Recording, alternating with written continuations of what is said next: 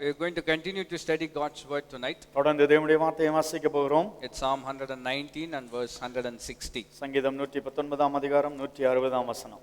And we got only 16 more verses till we come to an end with this particular chapter. இந்த அதிகாரத்தில் இன்னும் 16 வசனங்கள் உண்டு. படித்து முடித்து விடுவோம் சீக்கிரமாக. And it's a wonderful privilege to study God's word. தேவனுடைய வார்த்தையை வாசிப்பது நமக்கு கொடுக்கப்பட்ட ஸ்லாக்கியமாக இருக்கிறது. Again the psalmist is making a statement in verse 160. 160 வசனத்திலே சங்கீதக்காரன் ஒரு காரியத்தை அங்கே சொல்வதை நாம் வாசிக்கிறோம். He says the sum of thy word is truth and every one of thy righteous ordinances is everlasting. உம்முடைய வசனம் சமூலமும் சத்தியமும் உம்முடைய நீதி நியாயமெல்லாம் நித்தியம் என்று சொல்கிறார். One, he talks about the truth of God's word. தேவனுடைய சத்தியத்தை குறித்து தேவனுடைய வார்த்தையின் சத்தியங்களை குறித்து ஒரு வார்த்தை சொல்கிறார். And the second thing, he talks about the eternity or the everlasting nature of his ordinance. அடுத்ததாக அவருடைய நீதி நியாயங்கள் எல்லாம் நித்தியமானவைகள் என்று இன்னொரு வார்த்தை சொல்கிறார். And these two things are very important for us to get a good hold of. இந்த இரண்டு காரியங்களையும் நாம் கற்றுக்கொள்வது, அதை பிடித்துக் கொள்வது நன்மையாக இருக்கும். Because the world is looking for truth. உலகம் சத்தியத்தை தேடிக்கொண்டிருக்கிறது. And many times they mistake a lie for a truth. ஒரு பொய்யை சத்தியம் என்று நிறைய நேரம் மக்கள் நம்புகிறார்கள். The lie is being repeated many times. After some time it becomes the truth. ஒரு பொய்யை மறுபடியும் சொல்லும்போது அது சத்தியமாய் உண்மையாய் மாறிவிடுகிறது. We are living in such a world where there is lots of falsehood. அப்படிப்பட்ட உலகத்திலே தவறான எண்ணங்கள் நோக்கங்கள் கொண்ட உலகத்திலே நாம் வாழ்ந்து கொண்டிருக்கிறோம். In the midst of that we need to hold on to something that is of absolute truth. அதனாலே உலகத்திலே சத்தியத்தை பிடித்து நாம் வாழ்வது அவசியமாக இருக்கிறது. Again there is a premise where people say that there is no such thing as absolute truth. இப்படி உண்மை 100% உண்மையான காரியம் உலகத்திலே இல்லை என்று சொல்லுகிற மக்கள் அநேகர் உண்டு. And they simply say it's very subjective based upon situations and circumstances. சூழ்நிலைக்கு தக்கதாய் அந்த காரியங்கள் எல்லாம் மாறுகிறதா இருக்கிறது என்று தான் சொல்வார்கள். So their conclusion is there is nothing as objective truth. அதனாலே உண்மையான 100% சத்தியமான காரியம் எதுவும் இல்லை என்று சொல்வார்கள். They might say give or take 5%, then it is not the complete truth. Sorry, give or take 5%, it's still not the complete truth. 5% இப்படி அப்படி போகலாம், அதனால 100% சத்தியம் அல்ல என்று சொல்வார்கள். So in the midst of such kind of situation, the Bible says your word is absolutely true. இப்படிப்பட்ட சூழ்நிலை மத்தியிலே வேதம் சொல்கிறது உம்முடைய வார்த்தையே சத்தியம் என்று சொல்லி. And how does the psalmist understand God's word? That is what we are going to study. எப்படி சங்கீதக்காரன் தேவனுடைய வார்த்தையை புரிந்து கொண்டார் என்பதை நாம் இப்பொழுது வாசிக்க போகிறோம். First the Bible says the word of God is truth. தேவனுடைய வார்த்தையே சத்தியம் என்று சொல்லி வார்த்தை சொல்கிறது. John's Gospel chapter 17 and verse 17, the Bible says your word is truth. உம்முடைய வசனமே சத்தியம் என்று யோவான் 17 அதிகாரம் 17 வசனத்திலே வாசிக்கலாம். So the word of God, the Bible declares it is absolutely true. தேவனுடைய வார்த்தை தான் சத்தியம் என்று நம்முடைய வேதாகமம் சொல்லுகிறது. So how can we take the word of God to be absolutely truth? எப்படி தேவனுடைய வார்த்தை தான் 100% சத்தியம் என்பதை நாம் எடுத்துக்கொள்ள முடியும்? There is some a wonderful logical connection that we are going to see so that we can come to the conclusion that the word is absolutely true. இந்த காரியம் எப்படி சத்தியம் என்பதை ஒரு சில காரியங்களை நாம் படிப்போம் என்றால் தேவனுடைய வார்த்தை தான் சத்தியம் என்பதை நாம் புரிந்து கொள்ள முடியும். John 1:1 the Bible says in the beginning was the word was with God and the word was God. யோவான் 1 அதிகாரம் 1 வசனத்திலே ஆதியிலே வார்த்தை இருந்தது, அந்த வார்த்தை தேவனிடத்தில் இருந்தது, அந்த வார்த்தை தேவனாய் இருந்தது என்று சொல்லி வாசிக்கிறோம். And the Bible equates the word of God to God himself. அந்த தேவனுடைய வார்த்தை தேவன் என்று சொல்லி வேதாகமம் சொல்லுகிறது. And the Bible continues to say that the word became flesh and it began to dwell in our hearts. அந்த வார்த்தை மாம்சமாகி நம்முடைய இதயங்களிலே வாசம் பண்ணுகிறது என்று சொல்லி வாசிக்கிறோம். That is why Paul, when writing to Timothy, he says every word of God is God breathed. அதனாலே பவுல் தீமோத்தேயுக்கு எழுதும்போது தேவனுடைய வார்த்தை எல்லாம் தேவனுடைய மூச்சாய் உயிராய் இருக்கிறது என்று சொல்லுகிறார். Again Jesus, when talking about the word of God, says it like this. இயேசு கிறிஸ்து தேவனுடைய வார்த்தை குறித்து சொல்லும்போது விதமாய் சொல்லுகிறார். My words are life and spirit, he says. என்னுடைய வார்த்தை ஜீவனும் ஆவியுமாய் இருக்கிறது என்று சொல்லுகிறார். And again the overall emphasis, the Bible says God is the eternal word. தேவனே நித்திய வார்த்தையாய் இருக்கிறார் என்று சொல்லி அது அந்த வார்த்தை முக்கியத்துவப்படுத்தப்படுகிறது. So that is why the Bible says the word is truth, because the word is God. அதனால தான் தேவனுடைய வார்த்தை தான் சத்தியம், வார்த்தையானது தேவனாய் இருக்கிறார். How many of you understand? Because that is very foundational and very basic. எத்தனை பேர் புரிந்து கொள்கிறீர்கள்? இதுதான் அடித்தளமான காரியமாய் இருக்கிறது. Why do we say that the word of God is absolutely truth? ஏன் தேவனுடைய வார்த்தை 100% சத்தியம் என்று நாம் சொல்லுகிறோம்? Because we don't approach it from a literary point of view or from the point of some kind of a writing. ஏதோ எழுதப்பட்டிருக்கிறது, ஏதோ புத்தக வடிவிலே வாசிப்பது போல வாசித்து இதுதான் சத்தியம் என்று நாம் சொல்லவில்லை. The Bible says the word of God is God himself. Therefore, if God is true, the word of God is also true. தேவனுடைய வார்த்தை சொல்கிறது, தேவனுடைய வார்த்தை தான் சத்தியம், வார்த்தை தான் தேவனாய் இருக்கிறார். தேவன் உண்மை உள்ளவராய் இருப்பார் என்றால் தேவனுடைய வார்த்தையும் உண்மை உள்ளதாய் இருக்கிறார். I will say that again. If God is true, then the word is also true. தேவனுடைய வார்த்தை தேவனாய் இருப்பார் என்றால் தேவனுடைய வார்த்தை தான் உண்மை உள்ளதாய் இருக்கிறது. Because the word is truth and God is truth himself. தேவனுடைய வார்த்தை சத்தியமாய் இருக்கிறது, தேவன் சத்தியம் உள்ளவராய் இருக்கிறார். Now we don't have some kind of just mere rules and regulations that we kind of believe and put our trust in. ஏதோ சட்டதிட்டங்கள் இருக்கிறபடினாலே நாம் விசுவாசித்து நாம் அதன் மேல் நம்பிக்கை வைக்கிறோம் என்று அர்த்தம் அல்ல. To put it in another way, we don't put our belief in a book. ஏதோ ஒரு புத்தகத்தின் மேலே நம்முடைய நம்பிக்கையை நாம் வைக்கவில்லை. See, Bible is a book, we acknowledge that. வேதம் ஒரு புத்தகமாக இருக்கிறது, அதை ஒத்துக்கொள்கிறோம். But Bible is more than a book. ஒரு புத்தகத்துக்கு மேன்மையானதாய் வேதாகமம் காணப்படுகிறது. It is a book that contains the word which is God himself. அந்த புத்தகத்திலே வார்த்தை இருக்கிறது, அந்த வார்த்தை தேவனாக இருக்கிற வார்த்தையாக இருக்கிறது. How many of you understand what I am saying? சொல்வதை புரிந்து கொள்கிறீர்களா? See, the Bible is a book. வேதகம் ஒரு புத்தகமாக இருக்கிறது. Bible itself means a book. வேதத்திற்கே ஒரு புத்தகம் தேவைப்படுகிறது. பைபிள்னாலே அர்த்தம் புத்தகம் தான். So we believe in the Bible, meaning we believe in a book. வேதத்தை நாம் விசுவாசிக்கிறோம் என்றால் அந்த புத்தகத்தை நாம் விசுவாசிக்கிறோம். But is it just a book like any other book? ஏதோ மற்ற புத்தகங்களைப் போல இதுவும் ஒரு புத்தகமாக இருக்கிறது. No, this book contains the word and the word itself is God. இந்த புத்தகம் வார்த்தையை கொண்டிருக்கிறது, இந்த வார்த்தை தேவனாகவே இருக்கிறார். That is why this book is different from every other book. அதனால இந்த வேதகமமானது மற்ற புத்தகங்களை விட வித்தியாசமானதாக காணப்படுகிறது. Hallelujah. Hallelujah. Because it contains God himself in that sense. ஏனென்றால் இதற்குள்ளாக தேவனை கொண்ட புத்தகமாய் அது காணப்படுகிறது. Bible says it contains the living word of God. ஜீவனுள்ள வார்த்தையை கொண்ட வேதாகமம் என்று சொல்லப்படுகிறது. The Bible says it is sharper than any two-edged sword. இருபுறமும் கருக்குள்ள பட்டயத்தை விட கூர்மையான பட்டயமாய் இருக்கிறது. Since it is a living word, it is a word that can speak and touch the hearts of people. இது உயிருள்ள வார்த்தையாய் இருக்கிறபடினால எந்த இருதயத்தையும் வேறறுத்து அதை சிந்திக்கக்கூடிய வார்த்தையாய் இருக்கிறது. Again, to make a very powerful connection to the word and the truth and God, தேவனுக்கும் சத்தியத்திற்கும் வார்த்தைக்கும் ஒரு இணைப்பை கொண்டு வர வேண்டும் என்றால் Jesus says in John's Gospel chapter 14 and verse 6, everybody knows it. யோவான் 14ஆம் அதிகாரம் 6ஆம் வசனத்தை வாசிப்பீர்கள் என்றால் He says, I am the way, the truth and the life. நானே வழியும் சத்தியமும் ஜீவனுமாய் இருக்கிறேன் என்று சொல்கிறார். And no man can come to the Father except through me. என்னால் அன்றி ஒருவனும் பிதாவினிடத்திலே வரான் என்று சொல்லப்பட்டிருக்கிறது. So Jesus did not stand on a pulpit, for example, ஏதோ ஒரு புல்பிட் முன்னாடி இயேசு கிறிஸ்து நின்று holding a book. ஒரு புத்தகத்தை கையில வைத்துக்கொண்டு This is the truth, believe in it. இதுதான் சத்தியம், இதை விசுவாசியுங்கள் என்று சொல்லவில்லை. He did not hold a book. ஒரு புத்தகத்தை தூக்கி பிடித்து இதுதான் என்று சொல்லவில்லை. There was no book in his hand. அவருடைய கரங்களிலே எந்த புத்தகமும் இல்லை. He simply said, I am the truth. நானே சத்தியம் என்று சொன்னார். Because the Bible says the word became flesh and it dwelt among us. அந்த வார்த்தை மாம்சமாகி நமக்குள்ளாய் வாசம் பண்ணினது என்று வார்த்தை சொல்கிறது. That is why reading the Bible is just more than reading words. அதனாலே தேவனுடைய வார்த்தையை நீங்கள் வாசிக்கும்போது ஏதோ வார்த்தைகளை வாசிப்பதல்ல, அதற்கு மேலாக சத்தியத்தை நீங்கள் புரிந்து It is கொள்கிறீர்கள். something much more deeper. ஆழமான ஒரு காரியத்தை உங்கள் வாழ்க்கையில It is ஏற்றுக்கொள்கிறீர்கள். a deeper relationship that comes as a result of revelation that only God can bring. தேவன் கொடுக்கிற வெளிப்பாடு நிமித்தமாய் உங்களுக்கும் தேவனுக்கும் இருக்கிற ஒரு உறவாய் அந்த காரியம் காணப்படுகிறது. So truth is not a book, it is more than a book, it is a person.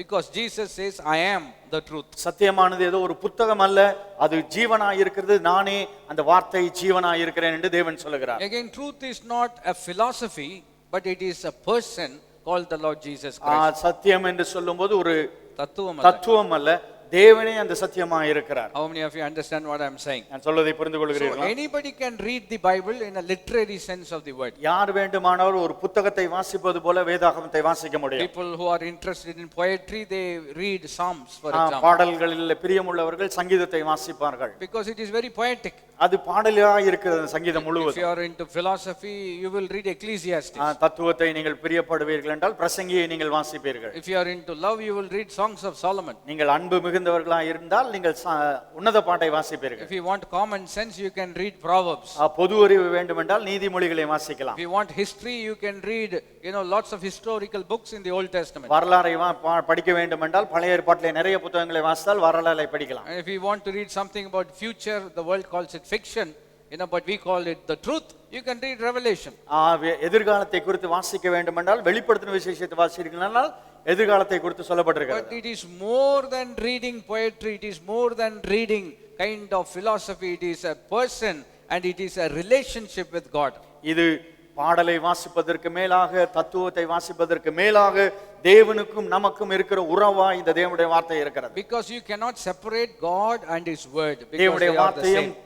தேவனையும் நாம் வேறு பிரித்து பார்க்க முடியாது, இருவேரும் ஒன்றாய் இருக்கிறார்கள். To put it, to approach it from another point, இன்னொரு வகையில் அதை சொல்ல வேண்டும் என்றால், you cannot love God more than you love his word. தேவனுடைய வார்த்தையை நேசிக்காமல் தேவனை அதிகமாய் நீங்கள் நேசிக்க முடியாது. I will say that again. நான் அதை மறுபடியும் சொல்லுகிறேன். You cannot love God more than love his word. தேவனுடைய வார்த்தையை தான் நீங்கள் அதிகமாய் நேசித்து வாசிக்க வேண்டும், அப்படிதான் நீங்கள் தேவனை அதிகமாய் நேசிக்க முடியும். How many of you understand what I am saying? சொல்வதை புரிந்து கொள்கிறீர்களா? I love God but I don't read the Bible. நான் தேவனை நேசிக்கிறேன், வேதத்தை நான் வாசிப்பதில்லை என்று சொல்ல முடியாது.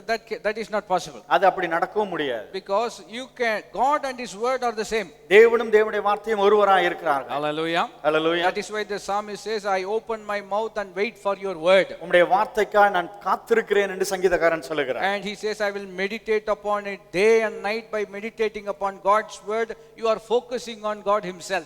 இரவும் பகலும் உம்முடைய வார்த்தையை நான் தியானிக்கிறேன் என்று சொல்லுகிறார். அப்படி தியானிக்கும் போது தேவனை நீங்கள் அப்படியாக தியானிக்கிறவர்களாக இருக்கிறீர்கள். Hallelujah. Hallelujah. So if you love God, it means you love his word. தேவனை நேசிக்கிறேன் என்று சொல்வீர்கள் என்றால் தேவனுடைய வார்த்தையை நீங்கள் நேசிக்க வேண்டும். If you love God, it means that you need to obey the word of God also. தேவனை நேசிக்கிறேன் என்று சொல்வீர்கள் என்றால் தேவனுடைய வார்த்தைக்கு நீங்கள் கீழ்ப்படிய வேண்டும். Because God and his word are one. தேவனும் அவருடைய வார்த்தையும் ஒருவராய் இருக்கிறார்கள். Not in the sense of a literary sense, it's more than that, it's a deeper relationship with God. ஏதோ எழுதப்பட்டதனால் எழுத்து வடிவமாய் இருக்கிறதுனால அல்ல, உங்களுக்கும் தேவனுக்கும் இருக்கிற உறவாய் தேவனுடைய வார்த்தை காணப்படுகிறது. Back to John's Gospel chapter 8 verse 32, again there is a connection. யோவான் 8ஆம் அதிகாரம் 32ஆம் வசனத்தை வாசிப்பீர்கள் என்றால் அங்கே ஒரு கோணத்தை நீங்கள் வாசிக்க The முடியும். psalmist says your word is truth. உம்முடைய வார்த்தை சத்தியம் என்று சங்கீதக்காரன் சொல்லுகிறார். Because word and God are the same. நீ தேவனுடைய வார்த்தையும் தேவனும் ஒருவராய் இருக்கிறார்கள். And the word is true, therefore since God is true, his word is also true. தேவன் உண்மை உள்ளவராய் இருக்கிறார், அதனால் தேவனுடைய வார்த்தையும் உண்மை உள்ளதாய் இருக்கிறது. And connecting all that, Jesus says, I am the truth. இயேசு கிறிஸ்து சொல்லும்போது எல்லாவற்றையும் சேர்த்து நானே வழியும் சத்தியமுமாய் இருக்கிறேன் என்று Again சொல்கிறார். we look at another scripture to kind of make sure that we are on the right path. நாம் சரியான வழியிலே இருக்கிறோம் என்பதற்கு இன்னொரு வார்த்தையை நாம் வாசிக்கிறோம். John's Gospel chapter 8 and verse 32. யோவான் 8ஆம் அதிகாரம் 32ஆம் வசனம். It talks about you shall know the truth and the truth will set you free. சத்தியத்தை அறிவீர்கள், சத்தியம் உங்களை விடுதலையாக்கும் என்றார். And then verse 36 the Bible says, if the Son makes you free, you shall be free indeed. 36ஆம் வசனம், குமாரன் உங்களை விடுதலையாக்கினால் மெய்யாகவே விடுதலையாவீர்கள். First it says, if you know the truth you will be free. முதலாவது சொல்கிறார் சத்தியத்தை அறிவீர்கள் என்றால் நீங்கள் விடுதலையாக இருக்கிறீர்கள் என்று. And the 36th verse says, if the Son sets you free, you are free.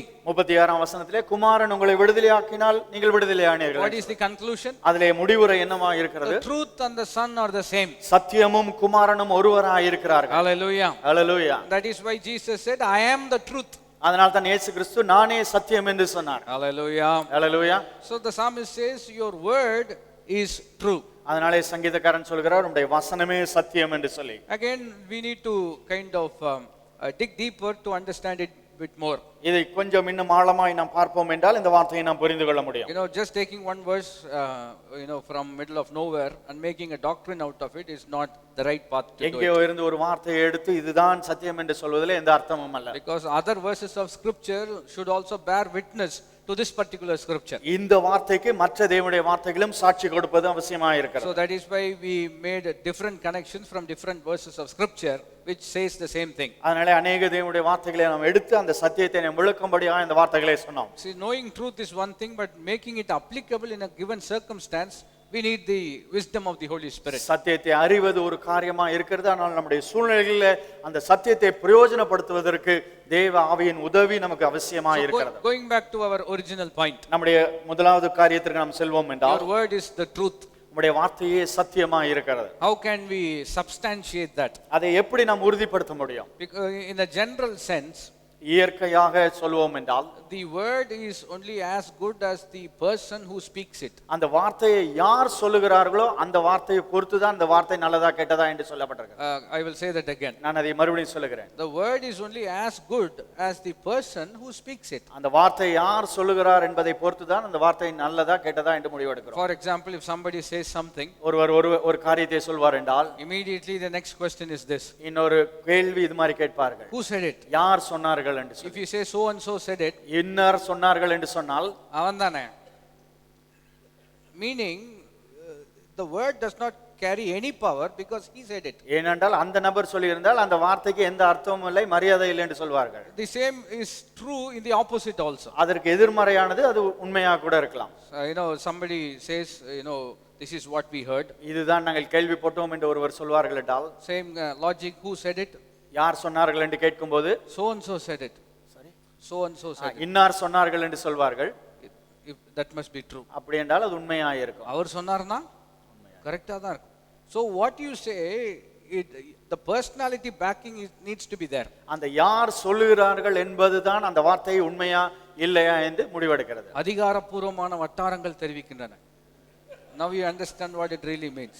Because anybody can say anything they want. யார் வேண்டுமென்றாலும் எந்த காரியத்தை வேண்டுமென்றாலும் சொல்லலாம். But an official statement is very, very important. ஆனால் அதிகாரப்பூர்வமாய் சொல்வது அங்க வேண்டியதா இருக்கிறது. If there is no official statement, then everything else becomes a rumor within inverted commas. அதை தெளிவான உறுதியான வட்டாரங்களிலிருந்து அந்த வார்த்தை வரவில்லை என்றால் அது யார் வேண்டுமானாலும் சொன்ன புரளையாக கூட இருக்கலாம். So if the Bible declares the word is the truth, அதனால வேதம் சொல்கிறது தேவனுடைய வார்த்தையே சத்தியம் என்று சொல்லி. the underlying logic is this. அதற்கு அடித்தளமான காரியம் இதுவா இருக்கிறது. Since God is true, தேவன் உண்மை உள்ளவராய் இருக்கிறபடினாலே his word is also true. அவருடைய வார்த்தையும் உண்மை உள்ளதா இருக்கிறது. How many of you understand what I'm saying? சொல்வதை புரிந்து கொள்கிறீர்களா? Since God is true, தேவன் உண்மை உள்ளவராய் இருக்கிறார். his word is also true. அவருடைய வார்த்தையும் உண்மை உள்ளதா இருக்கிறது. If God is a person who will often change his mind, தேவன் அவர் சொல்வதை மாற்றிக்கொண்டே இருப்பார் என்றால், then we cannot kind of rely or put our trust in the word of God. அப்படி என்றால் தேவனுடைய வார்த்தையின் மேலே நம்முடைய நம்பிக்கையை நாம் வைக்க முடியாது. So we can follow the same kind of logic to prove that the word of God is the absolute truth. அப்படி என்றால் இதே காரியத்தை கொண்டு தேவனுடைய வார்த்தை தான் சத்தியம் என்று சொல்லி நாம் உறுதியாய் சொல்ல முடியும். So if God is eternal, தேவன் நித்தியமானவராய் இருக்கிறார், then what happens to the word? அப்படி என்றால் தேவனுடைய வார்த்தை என்னவாய் இருக்கிறது?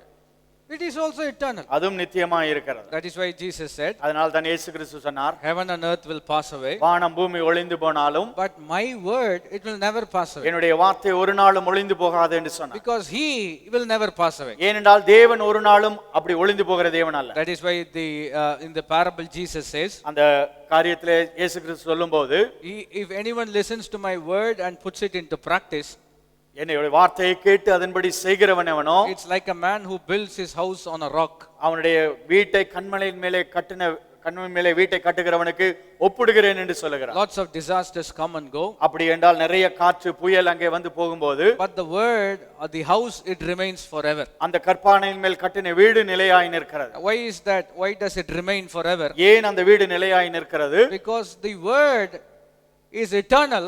Therefore the life that is based on the word, the home that is based on the word, it will also remain forever. ஏனென்றால் தேவனுடைய வார்த்தை நித்தியமானதா இருக்கிறது. அந்த நித்தியமான வார்த்தையின் மேல் கட்டப்பட்டவர்கள் நித்தியமாய் இருக்கிறார்கள். Hallelujah. Hallelujah. If God is true, தேவன் உண்மையுள்ளவராய் இருக்கிறார், then his word is also அவருடைய true. வார்த்தையும் உண்மையுள்ளதாய் இருக்கிறது. If God is eternal, தேவன் நித்தியமுள்ளவராய் இருப்பார் என்றால், then his word is also eternal. அவருடைய வார்த்தையும் நித்தியமானதாய் இருக்கிறது. How many of you could say a big amen? ஆமென் சொல்வீர்கள். So whose word are you believing this evening? அப்படி என்றால் யாருடைய வார்த்தையை நீங்கள் நம்புகிறீர்கள் இந்த மாலை வேளையிலே? Are you believing somebody saying something about your situation? உங்கள் சூழ்நிலையை குறித்து யாராவது ஒருவர் ஏதோ ஒரு காரியத்தை சொல்வதை நம்புகிறீர்களா? The person who said it, he is not permanent, he is temporary fellow. அந்த வார்த்தையை சொன்ன நபர் இந்த உலகத்திலே நித்தியமா இருக்க போவதில்லை, தற்காலிகமானவராய் இருக்கிறார். He is not an all knowing person. அவர் எல்லாம் அறிந்த ஒரு நபராக கூட இருக்க முடியாது. No, he only knows certain things. ஒரு சில காரியங்கள் மாத்திரம் தான் அந்த நபர் அறிந்திருக்க முடியும். Based on what he knows, he has given an opinion. அவர் தெரிந்த காரியத்தை வைத்து அவருக்கு புத்தி கெட்டினதை வைத்து ஒரு காரியத்தை சொல்லியிருக்கிறார். But you hearing that, now you are having fear in your heart. நீங்கள் அந்த காரியத்தை கேட்டு உங்கள் இதயத்திலே பயந்தவர்களாய் காணப்படுகிறீர்கள். He himself will change his opinion tomorrow. நாளைக்கு அவர் சொன்ன காரியத்தை மாற்றி சொல்ல முடியும். He may call you tomorrow. நாளைக்கு உங்களை அழைத்து, sorry, I need to update my information. I said something that is not right yesterday. நேத்து சொன்ன காரியம் தவறா இருக்கிறது, இன்றைக்கு அதை மாற்றிக் கொள்ளும்படியாய் விரும்புகிறேன் என்று இன்னொரு காரியத்தை சொல்வார். But our God is not like that. ஆனால் நம்முடைய தேவன் அப்படிப்பட்டவர் அல்ல. Since he is true, அவர் உண்மையுள்ளவராய் இருக்கிறபடினாலே, he is eternal, அவர் நித்தியமுள்ளவராய் இருக்கிறபடினாலே, his word will always remain forever. அவருடைய வார்த்தை நித்தியமானதாய் காணப்படுகிறது. Hallelujah. Hallelujah. That is why the Bible says he is the God of Abraham, Isaac and Jacob. அதனால் தான் வேதம் ஆபிரகாமின் தேவன், ஈசாக்கின் தேவன், யாக்கோபின் தேவன் என்று அழைக்கிறது. God gave a promise to Abraham. ஆபிரகாமுக்கு தேவன் ஒரு வாக்குத்தத்தத்தை கொடுத்தார். Abraham died. ஆபிரகாம் மரித்து போனார். The promise still remains. அந்த வாக்குத்தத்தம் இன்றைக்கும் நிலையாக இருக்கிறது. Isaac died. ஈசாக்கு மரித்து போனார். The promise went to Jacob. அந்த வாக்குத்தத்தமானது யாக்கோபுக்கு போனது. Hundreds and hundreds and hundreds of people died. நூற்றுக்கணக்கான மக்கள் மரித்து போனார்கள். Now in 2015 June month, we have the promise and the blessing of Abraham for us. 2015ஆம் ஆண்டு ஜூன் மாதத்திலே ஆபிரகாமுடைய வாக்குத்தத்தம் இன்றைக்கு நமக்கு கொடுக்கப்பட்டிருக்கிறது. Lift your hand and shout a big hallelujah. Hallelujah சொல்வோமா? Because God is eternal. தேவன் நித்தியமுள்ளவராய் இருக்கிறார். So generations may come and generations may go. அதனாலே சந்ததிகள் வரும், சந்ததிகள் போகும், தேவனுடைய வாக்குத்தத்தம் நிலையாய் இருக்கிறது. But his word will always remain forever. அவருடைய வார்த்தைகளானது நித்தியமாய் நிலைத்திருக்கிறதா இருக்கிறது. In the same way, if God is powerful, தேவன் வல்லமையுள்ளவராய் இருப்பார் என்றால், come on, say it with me. If God is powerful, what happens to his word? தேவன் வல்லமையுள்ளவராய் இருப்பார் என்றால் அவருடைய வார்த்தை வல்லமையுள்ளதா தான் இருக்குது. Hallelujah. His word is also very powerful. அவருடைய வார்த்தையும் வல்லமையுள்ளதா இருக்கிறது. Remember in the Psalms it says like this. சங்கீதத்திலே தேவனுடைய வார்த்தை விதமாய் சொல்கிறது. He sends his word and he heals them. அவருடைய வார்த்தை அனுப்பி அவரை சுகப்படுத்தினார் என்று சொல்லி. In other words, when the word goes, it is like he himself going. வார்த்தை போகிறது என்று சொன்னால் தேவனே அங்க கடந்து செல்கிறது போல இருக்கிறது. Hallelujah. Hallelujah. Because word, the Bible says that he upholds all things by the power of his word. அவருடைய வார்த்தையின் வல்லமையினாலே சகலவற்றையும் அவர் தாங்குகிறார் என்று சொல்லி தேவனுடைய வார்த்தை சொல்கிறது. So God is powerful. தேவன் வல்லமையுள்ளவராய் இருக்கிறார். His word is powerful. அவருடைய வார்த்தை வல்லமையுள்ளதா இருக்கிறது. His word is in your mouth. அவருடைய வார்த்தை உங்கள் வாயிலே இருக்கிறது. It's in your heart. அவர் உங்கள் இதயத்திலே தேவனுடைய வார்த்தை இருக்கிறது. What does that make you? அப்படி என்றால் அது என்னவாய் உங்களுக்கு இருக்கிறது? நீங்கள் என்னவாக இருக்கிறீர்கள்? We'll start again. நான் மறுபடியும் அந்த காரியத்தை சொல்ல போகிறேன். God is powerful. தேவன் வல்லமையுள்ளவராய் இருக்கிறார். Therefore his word is powerful. அதனாலே அவருடைய வார்த்தை வல்லமையுள்ளதா இருக்கிறது. That powerful word is in your heart. அந்த வல்லமையுள்ள வார்த்தை உங்கள் இதயத்திலே இருக்கிறது. It is in your mouth. அது உங்கள் வாயிலே இருக்கிறது. What does that make you? அது உங்களை என்னவாய் மாற்றுகிறது? Oh, tell your neighbor you are a powerful person. பக்கத்துல உங்களுக்கு பார்த்து சொல்லுங்க, நீங்கள் ஒரு வல்லமையுள்ள ஆள் என்று சொல்லி. Hallelujah. Hallelujah. அதான் உண்மை. அதுதான் சத்தியமாக இருக்கிறது. Pastor, we don't look very powerful. அப்படி வல்லமையுள்ள ஆள் பாரு எங்களுக்கு தெரியவில்லை என்று நீங்கள் சொல்லலாம். You don't have to look powerful. நீங்கள் அப்படி தெரிய வேண்டிய அவசியம் இல்லை. You know, power is not in the external appearance. ஏதோ வெளி தோற்றத்திலே அந்த வல்லமை காணப்படாது. It's in the word of God which is in your heart and which is in your mouth. உங்கள் வாயிலும் உங்கள் இதயத்திலும் இருக்கிற தேவனுடைய வார்த்தையில தான் வல்லமை இருக்கிறது. Hallelujah. Hallelujah. Remember, a person was demon possessed. ஒரு பிசாசு பிடித்தன ஒரு நபரை எடுத்துக்கொண்டால், and Jesus asked him, what's your name? இயேசு கிறிஸ்து அந்த பிசாசின் இடத்துல பேரை கேட்கிறார். And they say we are called legion. நாங்க லேகியோன் என்று அந்த பிசாசு சொன்னது. Which means a minimum of 6,000 demons are there. 6000 பிசாசுகள் அந்த மனுஷனுக்குள்ளாய் இருந்தது. And how did Jesus chase out all the 6,000 demons? அந்த 6000 பிசாசை இயேசு கிறிஸ்து எப்படி துரத்தினார்? எத்தனை வார்த்தையினால சொல்லுங்க. 6,000 demons, how many words? 6000 பிசாசுக்கு எத்தனை வார்த்தை சொன்னார்? One word. ஒரே வார்த்தை தான் சொன்னார். The Bible says one word from the mouth of God. தேவனுடைய வாயிலிருந்து வரும் ஒரு வார்த்தையினாலே all the demons left. எல்லா பிசாசும் ஓடி போனது. And the Bible says he was back to his right mind, clothed, and he was sitting at the feet of Christ. அவன் சரீரம் எல்லாம் புதிதாக்கி ஆடை அணிந்து மனத்திலே புதிதானவனாய் தேவனுடைய பாதபடியிலே அமர்ந்திருந்தான். No neem leaves, no செருப்பு. செருப்பு எடுத்து அடிக்கல, வேப்பலை எடுத்து ஆட்டல. You understand what I'm trying to say? சொல்வதை புரிந்து கொள்கிறீர்கள் என்று நம்புகிறேன். There is no power in the neem leaf. வேப்பலையில எந்த வல்லமையும் இல்ல. You understand what I'm trying to say? செருப்புலையும் வல்லமை இல்லை, அதான் தூக்கிட்டு போயிடுறானுங்களா நம்ம செருப்பியா. You understand what I'm trying to say? Power is not in those things. அந்த எந்த பொருளின் மேலும் தேவனுடைய வல்லமை இல்லை. You know, the power is in his word and his word is in our heart. தேவனுடைய வார்த்தையிலே வல்லமை இருக்கிறது, அவருடைய வார்த்தை நம்முடைய இதயத்திலே இருக்கிறது. Hallelujah. Hallelujah. That is why Paul says, quoting the Old Testament, பழைய ஏற்பாட்டிலே பவுல் அதை சொல்லுகிறார். புதிய ஏற்பாட்டிலே the word of God is not very far away. தேவனுடைய வார்த்தை எங்கேயோ தூரத்துல இல்லை, It's very near in your உங்களுக்கு heart சமீபமாய் உங்கள் வாயிலே இருக்கிறது என்று சொல்லுகிறார். and in your mouth. உங்கள் இருதயத்திலும் உங்கள் வாயிலும் இருக்கிறது என்று So சொல்லுகிறார். if God is powerful, தேவன் வல்லமையுள்ளவராய் இருக்கிறார், then his word is also powerful. அவருடைய வார்த்தையும் வல்லமையுள்ளதாய் இருக்கிறது. If God is perfect, தேவன் பூர்ணமுள்ளவராய் இருப்பார் என்றால் then his word is also perfect. அவருடைய வார்த்தையும் பூர்ணமானதாய் இருக்கிறது. How many of you could say a big amen to எத்தனை that? பேர் ஆமென் சொல்வீர்கள்? Perfect in the sense it contains everything that you will ever need for your life. பூரணம் என்று சொல்லும்போது உங்கள் வாழ்க்கைக்கு எப்பெல்லாம் எதெல்லாம் தேவைப்படுமோ எல்லாவற்றையும் உள்ளடக்கினதாய் தேவனுடைய வார்த்தை இருக்கிறது. I will say that again. நான் அதை மறுபடியும் சொல்லுகிறேன். There is a verse in the Psalm which goes like this. சங்கீதத்திலே ஒரு வார்த்தை விதமாய் சொல்லுகிறது, The word of God is perfect. தேவனுடைய வார்த்தை பூர்ணமானதாய் சத்தியமுள்ளதாய் இருக்கிறது. குறைவற்றதாய். குறைவற்ற. Meaning it contains everything that you will ever need. நீங்கள் உங்கள் வாழ்க்கைக்கு என்ன தேவையோ எல்லாம் அதற்குள்ளாக அடங்கினதாய் இருக்கிறது. Let me approach it from this particular angle. அதை இவ்விதமாய் நான் உங்களுக்கு சொல்லட்டும். You want a tree, உங்களுக்கு ஒரு மரம் வேண்டும், and the tree is kind of self-contained in a seed. அந்த மரமானது ஒரு விதைக்குள்ளாக அடக்கப்பட்டதாய் இருக்கிறது. So whatever the tree, you know, in its externals might need, அந்த மரத்திலே வெளிப்பிரகாரமா என்னென்னலாம் காணப்படுமோ, the shape of it, அதோடைய வடிவம் எப்படி இருக்கிறதோ, the number of leaves, எவ்வளவு இலைகள் எவ்வளவு இருக்குதோ, everything that is in a kind of associated with the tree, அந்த மரத்திற்குள்ளாக என்னென்னலாம் இருக்குமோ எல்லா காரியங்களும், it's all contained in what? அந்த காரியம் எல்லாம் எதற்குள்ளாக இருக்கிறது? சொல்லுங்க, எதுக்குள்ள இருக்கிறது? It's in the seed. அந்த விதைக்குள்ளாக அடங்கி இருக்கிறது. So they will not say take this seed but you need to add these things in order. No, it doesn't work like that. இப்படி விதையை எடுத்துட்டு போய் இதெல்லாம் சேர்த்து போட்டீங்கன்னா தான் அந்த மரம் வரும் என்று சொல்ல மாட்டாங்க. The seed does not need any extra fitting. அந்த விதைக்கு எந்த ஒரு காரியத்தையும் சேர்த்து நீங்கள் போட வேண்டிய அவசியம் இல்லை. Because the seed in itself contains everything it will ever need. அந்த விதையே அதற்குள்ளாக என்னென்னலாம் தேவைப்படுகிறதோ எல்லாவற்றையும் அடக்கினதாய் அந்த விதை காணப்படுகிறது. That is why while Peter writing the epistle says, பேதுரு எழுதும்போது விதமாக எழுதுகிறார், God has made it available to us everything pertaining to life and godliness. தேவனுக்கும் நம்முடைய வாழ்க்கைக்கும் தேவனுக்கும் உரியவைகளை நமக்கு தேவைப்படுகிற எல்லாவற்றையும் தேவன் ஏற்கனவே நமக்கு கொடுத்திருக்கிறார் என்று சொல்கிறார். ஜீவனத்திற்கும் தேவ பக்திக்கும் வேண்டிய யாவற்றையும், for life and godliness, everything that is need for that, God has made it available through his word. ஜீவனுக்கும் தேவ பக்திக்கும் எதெல்லாம் தேவையோ எல்லாவற்றையும் தேவன் கொடுத்திருக்கிறார். Hallelujah. Hallelujah. So if you are in a need, ஒருவேளை உங்களுக்கு ஒரு தேவை இருக்கும் என்றால், God has already met your need in the seed format. தேவன் ஏற்கனவே உங்கள் தேவையை சந்தித்து விட்டார் ஒரு விதையின் வடிவமாய். Hallelujah. Hallelujah. Remember what we heard on the 31st of December? இந்த 31ஆம் தேதி இரவு டிசம்பர் மாதத்திலே நாம் கேட்ட வார்த்தையை ஞாபகப்படுத்துவோம் என்றால், Is there still seed in your barn? இன்னும் விதை தானியம் உண்டோ?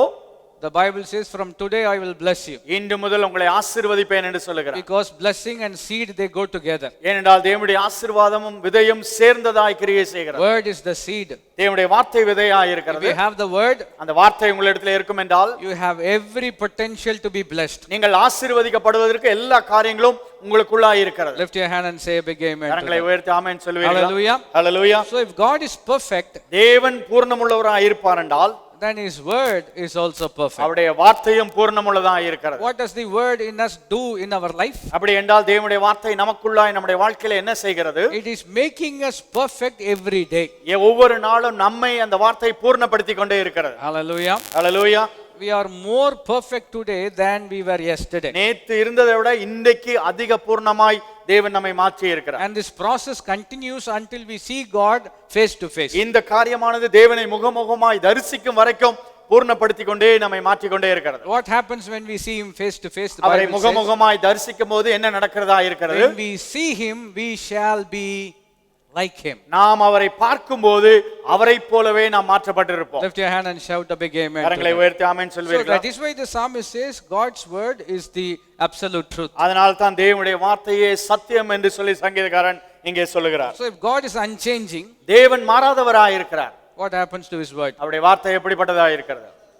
It never change. தேவனுடைய வார்த்தையும் மாறாததா இருக்கிறது. And when we hold to that promise, அந்த வாக்குத்தத்தங்களை நாம் பிடித்துக் கொள்ளும்போது the unchanging word will change your circumstance. என்னைக்குமே மாறாத தேவனுடைய வார்த்தை உங்கள் சூழ்நிலைகளை மாற்றுகிறதா இருக்கிறது. Hallelujah. Hallelujah. I will say that again. நான் அதை மறுபடியும் சொல்லுகிறேன். The unchanging word என்றைக்கும் மாறாத தேவனுடைய வார்த்தை will change every circumstance. உங்கள் எல்லா சூழ்நிலையிலும் மாற்றுகிறதா இருக்கிறது. That is why we need to hold on to the word of God. அதனால் தான் தேவனுடைய வார்த்தையை நாம் பற்றிக் கொள்வது அவசியமாக இருக்கிறது. Again, the psalmist makes another important connection. சங்கீதக்காரன் இன்னொரு காரியத்தையும் அங்கே சொல்கிறார். He says the entirety of your word is truth. உம்முடைய நீதி நியாயங்கள் எல்லாம் நித்தியம் என்று சொல்கிறார். In other words, not just bits and pieces. ஏதோ இங்க கொஞ்சம் அங்க கொஞ்சமா அல்ல. We already established God and his word are true. தேவனும் தேவனுடைய வார்த்தை எல்லாம் உண்மை என்று சொன்னோம். Now when we come to the written word of God, எழுதப்பட்ட தேவனுடைய வார்த்தைக்கு வரும்போது the Bible says the whole book is absolutely true. இந்த முழு புத்தகமும் உண்மை உள்ளதாய் நித்தியமானதாய் காணப்படுகிறது. Why is that very important? ஏன் அது அவ்வளவு முக்கியத்துவம் வாய்ந்ததாய் இருக்கிறது? Because if you say part of it is not right, ஏதோ ஒரு பகுதி சரியில்லை என்று நீங்கள் சொல்வீர்கள் என்றால், by the same token we can also say if part is not right, then the whole thing can also be wrong. ஒருவேளை அதே வகையிலே சொல்லலாம், கொஞ்சம் சரியில்லை என்றால் முழுமையும் சரியா இருப்பதற்கு அங்க எங்கேயும் இல்லைன்னு சொல்லலாம். கொஞ்சமே சரியில்லைன்னு சொன்னீங்க, முழுசா சரியில்லாம போறதுக்கு என்ன இருக்கு? It is possible. The whole thing can go wrong. எல்லாமே தவறா இருக்க கூடும் என்று நாம் சொல்ல முடியும். There is an expression in English which goes like this. ஆங்கிலத்திலே ஒரு காரியம் விதமாக இருக்கிறது. If Jesus is not Lord of all, he is not Lord at all. தேவன் இயேசு கிறிஸ்து எல்லாருக்குமாய் தேவன் இல்லை என்றால் அவர் தேவனே இல்லை. இல்ல கர்த்தன் சொல்லலாம். Lord when we use the word Lord, கர்த்தர் என்று நாம் சொல்லும்போது it means absolute authority over everything. எல்லாவற்றையும் ஆளுகை செய்கிறவராய் இருக்கிறார். He's got complete authority. எல்லாவற்றுக்கும் மேலாக சகல அதிகாரத்தையும் உடையவராய் இருக்கிறார். For Jesus himself says, இயேசு கிறிஸ்துவே விதமாய் சொல்கிறார், all authority in heaven and on earth has been given to me. மேலே வானத்திலும் கீழே பூமியிலும் சகல அதிகாரமும் எனக்கு கொடுக்கப்பட்டிருக்கிறது என்று சொல்கிறார். That is why we call him Lord. அதனால் தான் அவரை கர்த்தர் என்று சொல்லி நாம் அழைக்கிறோம். So if he only when he has authority over everything, he can be the real Lord. எல்லாவற்றுக்கும் மேலாக அவருக்கு அதிகாரம் இருக்கும்போதுதான் அவர் தேவனாய் இருக்க முடியும். If he does not have all authority, it also means that he is not Lord at all. அவர் எல்லாவற்றுக்கும் மேலாக அவருக்கு அதிகாரம் இல்லை என்றால் அவர் தேவனாய் இருக்க முடியாது. How many of you understand what I am saying? சொல்வதை புரிந்து கொள்கிறீர்களா? It's a very simple truth, but you need to understand. எளிமையான சத்தியம் தான், நீங்கள் புரிந்து கொள்ள வேண்டும். If he is Lord of all, அவர் எல்லாவற்றுக்கும் தேவனாய் இருப்பார் என்றால் then he is truly Lord. அவர் தேவனாய் இருக்கிறார். If he is Lord over certain things and over certain things he does not have any authority, it simply means he is not Lord at all. அவர் கொஞ்ச காரியத்திற்கு மேலாக தான் அவருக்கு அதிகாரம் இருக்கிறது என்று நாம் சொல்வோம் என்றால் அவர் தேவனாய் இருக்க முடியாது. Let me give you a very simple example. ஒரு எளிமையான உதாரணத்தை நான் சொல்லட்டும். The general law is this. இயற்கையாக இப்படி சொல்வார்கள், all fishes swim. எல்லா மீன்களும் நீந்தும் என்று சொல்வார்கள்.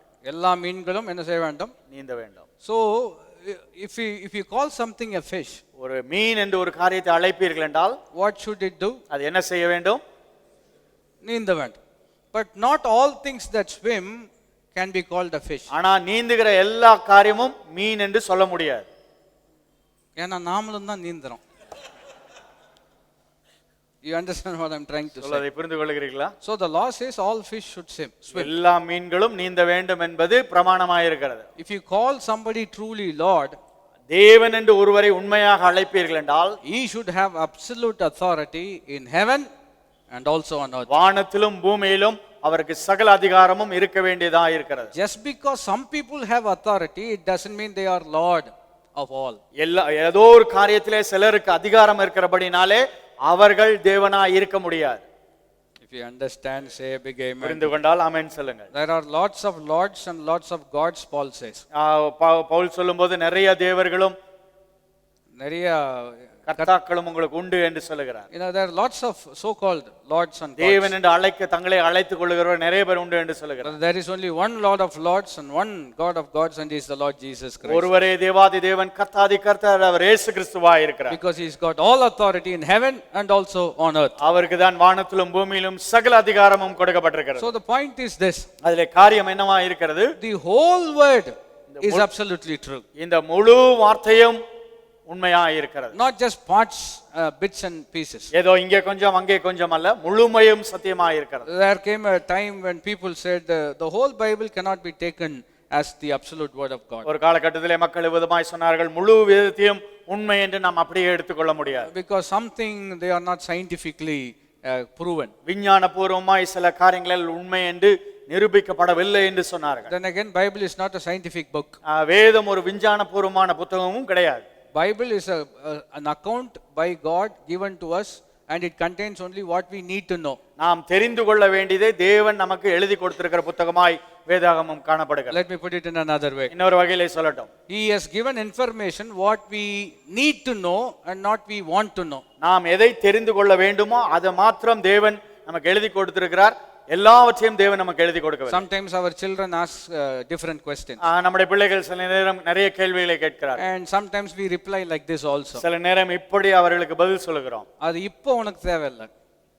You know, we say you don't need to know that at this time. அந்த காரியத்தை குறித்து இப்பொழுது நீ தெரிந்து கொள்ள வேண்டிய அவசியம் இல்லை என்று சொல்லுவோம். One guy was asking their parents in our church. நம்முடைய சபையிலே ஒரு நபர் இந்த கேள்வியை என்னிடத்திலே கேட்டார். 6 days God created everything using his word. அவருடைய வார்த்தை கொண்டு 6 நாளிலே தேவன் எல்லாவற்றையும் சிருஷ்டித்தார். Using a word and creating is very easy. அவருடைய வார்த்தையை சொல்லி உருவாக்குவது எளிமையாக இருந்தது. So why does he need the rest? அவருக்கு எதுக்கு ஓய்வு தேவைப்படுகிறது என்று கேட்டார். நல்ல கேள்விதான். சொல்லி தானே படைச்சாரு, எதுக்கு ஒரு நாள் leave? Why should he take one day rest? அவர் வாயில சொல்லி உருவாக்கின காரியத்திற்கு எதற்கு அவருக்கு ஓய்வு என்று கேட்டார். Then again the Bible, if you want to really give him a wonderful answer, there is an answer in the Bible. அவருக்கு பதில் சொல்ல வேண்டும் என்றால் வேதத்தில் ஒரு பதிலும் இருக்கிறது. The day of rest is given not for God. It was given as an example for us to take a day off. ஓய்வு நாள் என்று சொல்லும்போது நம்ம லீவ் எடுத்துக்கிறதுக்காக தேவன் அப்படி எழுதி கொடுத்தார். Hallelujah. The spiritual implication is this. அதில் ஆவி குறித்த அர்த்தம் இதுவா இருக்கிறது. He has done everything that needs to be done, therefore start in the day as a day of rest in the presence of God. எல்லாவற்றையும் நம்முடைய வாழ்க்கைக்கு தேவையான எல்லாவற்றையும் தேவன் ஏற்கனவே ஏற்படுத்தி விட்டார். அதனால ஓய்வு நாளிலிருந்து தேவனை துதித்து நாம் ஆரம்பிக்கிறோம். Hallelujah. Hallelujah. So we can explain all that. இப்படி அவர்களுக்கு சொல்லலாம். But there needs to be a time for them to grow up in order to take in the explanation that we can give. ஆனால் நம்மளை சொல்ற காரியத்தை அவர்கள் புரிந்து கொள்வதற்கு கொஞ்சம் வளர்ந்தால் தான் அவர்கள் புரிந்து கொள்ள முடியும். I like another verse of scripture where Jesus is saying. இயேசு கிறிஸ்து இன்னொரு இடத்திலே விதமாய் சொல்லுகிறார். He says, I can say much more things. உங்களுக்கு அதிகமாய் நான் இன்னும் சொல்ல முடியும். Tamil comes out much more nicer. தமிழ்ல ரொம்ப அற்புதமா இருக்கிறது. ஆனால் நீங்கள் தாங்க மாட்டீர்கள். I think that's a wonderful way of putting it. அது அருமையான வார்த்தை என்று நினைக்கிறேன். Because he knows everything. அவர் எல்லாவற்றையும் அறிந்தவராய் இருக்கிறார். He can give you everything. அவர் உங்களுக்கு எல்லாவற்றையும் கொடுக்க முடியும். But you cannot take it. ஆனால் உங்களால் அதை தாங்கிக் கொள்ள முடியாது. Let me give you a very simple example. எளிமையான ஒரு உதாரணத்தை நான் சொல்லட்டும். See, God told Peter how he is going to die. எப்படி நான் மரிக்க போகிறேன் என்று இயேசு பேதுருவிடத்திலே சொன்னார். பேதுரு எப்படி மரிக்க போறாருன்னு பேதுருகிட்டயே சொல்லிட்டார். John 21. யோவான் 21ஆம் அதிகாரத்திலே சொன்னார். He says, this is how you are going to die. நீ இவ்விதமாய் மரிக்க போறாய் என்று பேதுருவிடத்திலே தேவன் சொன்னார். It is okay for Peter. அது பேதுருவுக்கு சரியாக இருந்தது. If he tells you that. அந்த காரியத்தை உங்களிடத்திலே சொல்வார் என்றால்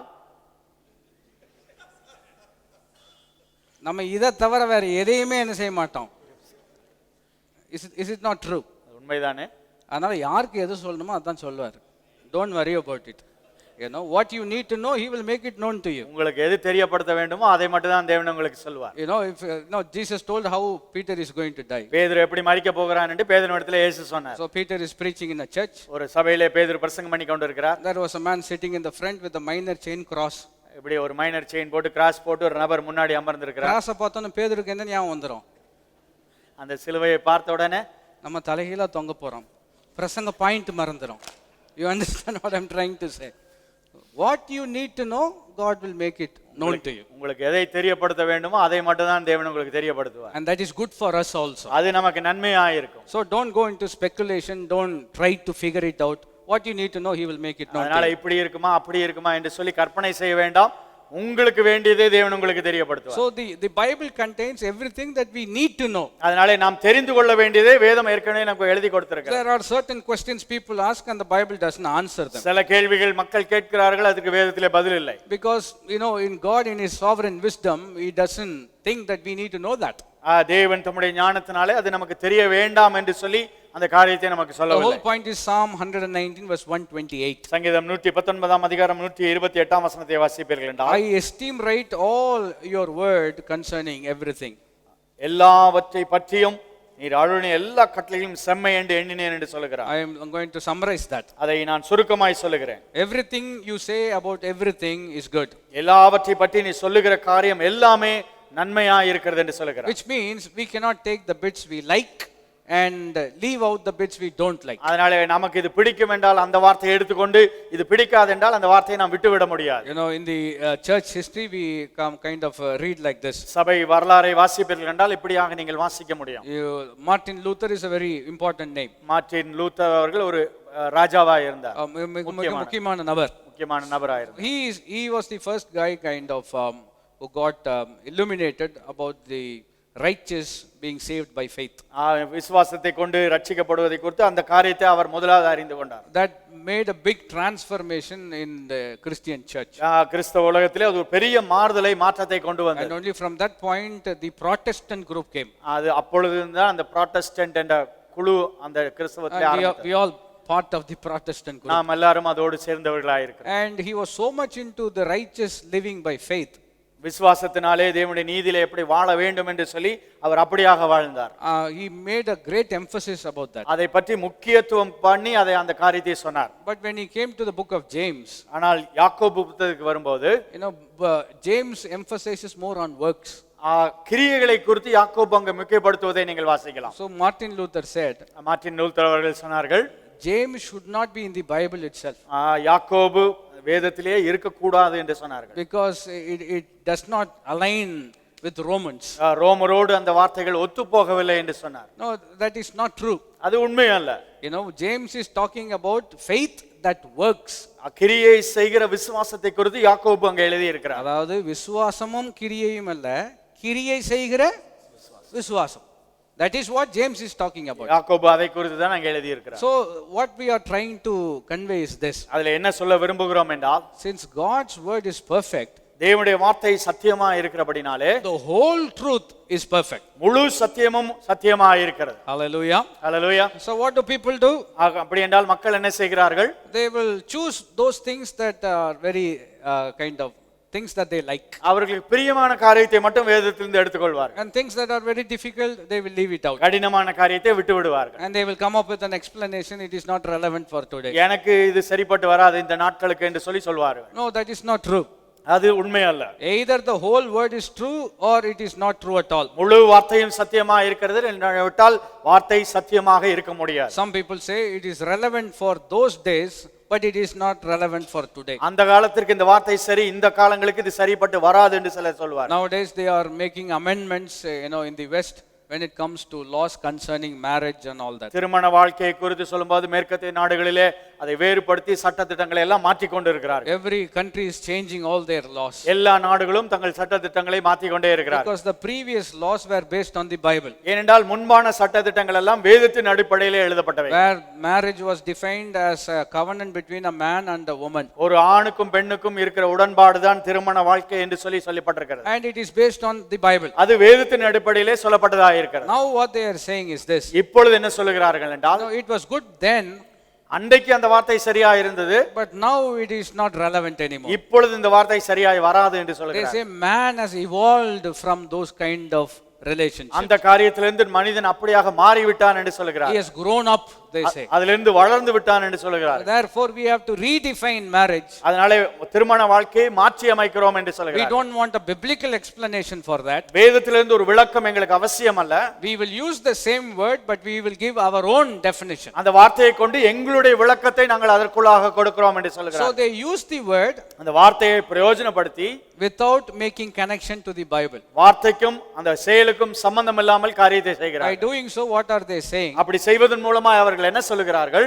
Bible is not relevant today. இந்த காலத்திற்கு தேவனுடைய வார்த்தை ஒத்து வராது என்று சொல்லுகிறார்கள். And the Bible says by calling themselves wise they became fools, the Bible declares. அவர்களையே ஞானிகள் என்று அழைத்து அவர்கள் முட்டாளாய் மாறி இருக்கிறார்கள் என்று வார்த்தை சொல்லுகிறது. How many of you will say a big amen to எத்தனை that? பேர் ஆமென் சொல்வீர்கள்? Those things coming to India will take time, but it will come. இந்தியாவுக்கு அந்த காரியங்கள் வருவதற்கு நேரம் பிடிக்கும், ஆனால் நிச்சயமாய் வரும். Because the influence is that much. அந்த தாக்கம் அவ்வளவு அதிகமாக இருக்கிறது. So people say, I like this, I don't like that. அதனாலே மக்கள் சொல்வார்கள், இது எனக்கு பிடிக்கும், இது எனக்கு பிடிக்காது. No, no, Bible is not a buffet system. ஏதோ வேதாகமம் இந்த புஃபே சிஸ்டம் போல வேலை செய்யாது. I will eat only what I like. எனக்கு பிரியமானதை மட்டும் தான் நான் சாப்பிடுவேன். இது மோர் வந்து கூட்டாஞ்சோறு மாதிரி. You understand? Every bit is good. எல்லாமே நன்மையா இருக்கிறது. You know, Genesis is good, Revelation is also good. ஆதியாகமம் நல்லதா இருக்கிறது, நன்மையா இருக்கிறது, வெளிப்படுத்தின விசேஷமும் நல்லதா. How you make a connection is very important. எப்படி அது ரெண்டுக்கும் சம்பந்தப்படுத்துறீர்கள் என்பதுதான் முக்கியம் வாய்ந்ததா. That is where the Holy Spirit's help is needed. அங்கேதான் பரிசுத்த ஆவியினுடைய உதவி நமக்கு அவசியமா That இருக்கிறது. is why we have to systematically study God's word. அதனால தேவனுடைய வார்த்தையை கூர்மையாய் படிப்பது அவசியமா இருக்கிறது. Hallelujah. Hallelujah. I was talking to somebody. ஒரு இடத்துல நான் பேசிக் கொண்டிருந்தேன். And you know, in Proverbs it says it's better to live in the desert than with a contentious wife. இப்படி நச்சரிக்கிற ஒரு மனைவியோடு வாழ்வதை பார்க்கலாம் வனாந்தரத்திலே வாழ்வது நல்லது என்று சாலமோன் சொல்லி இருக்கிறார். So he literally took that advice. அந்த வார்த்தையை அவர் அப்படியே எடுத்துக்கொண்டார். பைபிள்ல சொல்லி இருக்குல்ல?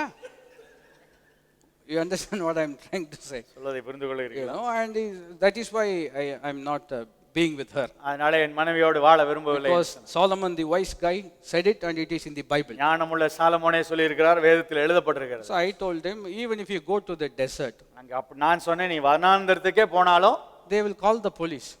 போலீஸை தான் கூப்பிடுவார்கள். And the police will bring you back from the desert. Police வனாந்தரத்திலிருந்து திரும்பி இங்க தான் கொண்டு வருவார்கள். You understand what I'm trying to say? அதை புரிந்து கொள்கிறீர்களா? Solomon is making an observation. Solomon அப்படி ஒரு கண்ணோட்டத்தை இங்க குறிப்பிடுகிறார். First he says it's better to live in the roof. முதல்ல வீட்ல ஒரு கூரையில இருந்தா நல்லது என்று சொன்னார். நம்ம கீழ போற சத்தம் கூரைக்கு கேக்குது. ஒரு அம்மா இல்ல 1000 அம்மா இருக்காங்க. You understand what I'm trying to say? After going through all that, he is making observations. இப்படி காரியங்களுக்குள்ளாய் கடந்து சென்று இப்படி இருக்க கூடும் என்று சொல்லுகிறார். He is not telling you to go to a wilderness place. அப்படி காட்டுக்கு போக வேண்டும் என்று கட்டளையாய் சொல்லவில்லை. போனாலும் கூட்டிட்டு வருவோம். So that is not an escape route. அது தப்பித்துக் கொள்வதற்கு ஒரு வழி அல்ல. So that is why we have to systematically study God's word. அதனால தொடர்ந்து கோர்வையாய் தேவனுடைய வார்த்தையை வாசிப்பது நலமாய். Remember the Pharisees, what they did. பரிசேயர்களை பார்க்கும்போது They said the Bible says you have to give kind of help your parents by money. பெற்றோர்களுக்கு நீங்கள் உதவி செய்ய வேண்டும் என்று சொல்கிறார். And what did they do? அவர்கள் என்ன செய்தார்கள்? They said they made a new law. ஒரு புதிய சட்டத்தை கொண்டு வந்தார்கள். If you say I am giving it to God, தேவனுக்கு கொடுக்கிறேன் என்று நீங்கள் சொல்வீர்கள் என்றால், then you don't have to give it to them. உங்கள் பெற்றோருக்கு கொடுக்க வேண்டிய அவசியம் இல்லை என்று சொன்னார். That is very convenient. அது அவர்களுக்கு எளிமையா சுலபமா இருந்தது. கொடுக்கணும்னு நினைச்சேன், ஆனா அவர் கொடுத்துட்டேன். ஏன்னா அவர் ஒன்றும் கேட்க போறது இல்லை. You understand what I am trying to say? So they made convenient laws, you know, just to suit themselves. அவர்களுக்கு ஏற்ற விதமாய் சட்டதிட்டங்களை பரிசேயர்கள் மாட்டிக்கொண்டார்கள். That is why the Bible says they are self-appeasing religion. சுய இஷ்டமான ஆராதனை. It Bible doesn't teach it. Since they like it, they make a religion out of it. வேதம் அதை சொல்லவில்லை. அவர்களுக்கு அது பிரியமா இருந்தபடினாலே அந்த காரியங்களை ஏற்படுத்தி கொண்டார்கள். They pick and choose. அப்படியே இதை தெரிந்து கொண்டு இதை விட்டு விடுவார்கள். They take what is nice. எது பிரியமா இருக்கிறதோ அதை எடுத்துக்கொள்வார்கள். Then they will leave out what is difficult. கடினமான காரியத்தை விட்டு விடுவார்கள். No, the Bible gives us promises. தேவனுடைய வேதம் நமக்கு வாக்குத்தத்தங்களை கொடுக்கிறது. But it also gives us responsibilities. நமக்கு அது பொறுப்பையும் வேதம் நமக்கு கொடுக்கிறது. Where there is rights, there is also duties. அங்கே காரியங்கள் இருக்கும்போது அதை செயல்படுத்துவதற்கு நமக்கு பொறுப்பும் இருக்கிறது. உரிமைகள் இருக்கும் பொழுது உத்தரவாதங்களும் இருக்க வேண்டும். கட்டாயம் பொறுப்பு இருக்க வேண்டும். So where there is kind of privileges, there is always responsibility. நமக்கு அப்படியாக வாக்குத்தத்தங்கள் உரிமைகள் இருக்கும்போது பொறுப்பும் அதோடு சேர்ந்து வருகிறதா இருக்கிறது. And many people, they don't care about the responsibility side. All they want is the promise of God. நிறைய பேர் பொறுப்பெடுத்துக் கொள்ள மாட்டார்கள், ஆனால் வாக்குத்தத்தங்களை மட்டும் பிடித்துக் கொள்வார்கள். They'll say I believe in the promise of God. தேவனுடைய வாக்குத்தத்தங்களை நான் நம்புகிறேன் என்று சொல்வார்கள். Bible says if you believe in the promise of God, then you should be doing all these things. அப்படி வேதம் சொல்லுகிறது வாக்குத்தத்தங்களை நம்புவீர்கள் என்றால் இதெல்லாம் செயல்படுத்த வேண்டும் என்று. Simple promise, the Bible says. எளிமையான வாக்குத்தத்தம் வேதம் சொல்லுகிறது. God will bless the work of your hands. உங்கள் கையின் பிரயாசங்களை தேவன் ஆசீர்வதிப்பேன் என்று சொல்லுகிறார். What does it simply mean? அது என்னவாய் இருக்கிறது? God will bless the work of your hand. உங்கள் கரத்தின் பிரயாசத்தை தான் தேவன் ஆசீர்வதிப்பார். If God has to bless you, தேவன் உங்களை ஆசீர்வதிக்க வேண்டும் என்றால் what should you do? நீங்கள் என்ன செய்ய வேண்டும்? வசனத்துக்கு பாருங்க, கையின் பிரயாசத்தை. If God has to bless you, தேவன் உங்களை ஆசீர்வதிக்க வேண்டும் என்றால் what do you have to do? நீங்கள் என்ன செய்ய வேண்டும்? பிரயாசம் எடுக்கணும். Use your own hand and do something. உங்கள் கரங்களை கொண்டு ஏதோ ஒரு வேலை நீங்கள் செய்ய வேண்டும். When you do the work, he will bless you. நீங்கள் அந்த வேலையை செய்யும்போது அந்த வேலையை தேவன் உங்களுக்கு ஆசீர்வதித்து தருவார். But many people will say, let the Lord bless me and then I will do it.